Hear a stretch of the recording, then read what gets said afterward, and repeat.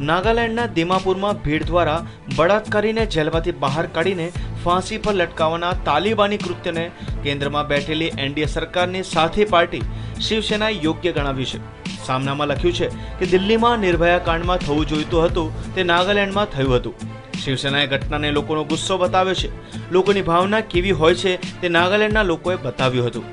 નિર્ભયા કાંડનો આરોપી મુકેશ બીબીસીને ઇન્ટરવ્યૂ આપવાના પ્રકરણની ટીકા કરતા કહ્યું કે નિર્ભયા રેપનો આરોપી તિહાર જેલમાં બેસીને અભિનેતાની જેમ ઇન્ટરવ્યૂ આપી રહ્યો છે। જ્યાં આખી દુનિયામાં ભારતની મશ્કરી થઈ રહી છે ત્યારે નાગાલેન્ડમાં રેપિસ્ટને લોકોએ ખુલ્લામાં ફાંસી પર ચડાવી દીધો હતો।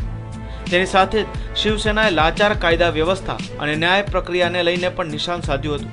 શિવસેનાએ કહ્યું કે નિર્ભયા કાંડ પછી મુંબઈ અને દિલ્હીમાં બળાત્કારની ઘટના બની અને કાયદો હંમેશાની જેમ માથું પકડીને બેસી ગયો, પરંતુ નાગાલેન્ડમાં બળાત્કારીને જેલમાંથી બહાર કાઢીને તેને ફાંસી પર લટકાવી દેવો તે નિયતિ દ્વારા કરવામાં આવેલો ન્યાય છે। નાગાલેન્ડ પહેલાથી જ બાંગ્લાદેશના ઘૂસણખોરીથી પરેશાન છે। લોકોએ અનેકવાર આંદોલન કર્યું પરંતુ કોઈ જ પરિણામ આવ્યું નથી, ત્યારે લોકો દ્વારા આ ઘટના તે અસંતોષનું પરિણામ છે।